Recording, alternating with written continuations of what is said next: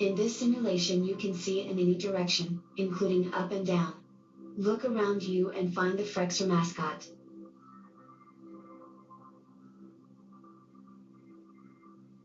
You found me. Now watch closely as the circle fills.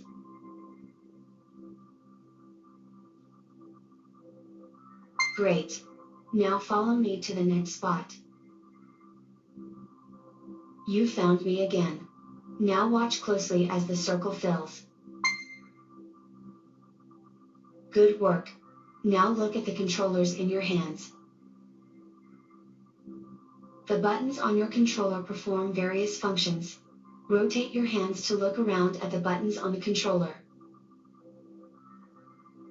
Now find and press the trigger button. You'll be using this button to interact with objects. Now find and press the A, B, X or Y button. Good job! You can always use these buttons to pause a lesson. Now walk over to the blue destination marker. Don't worry, you're safe inside the laser grid.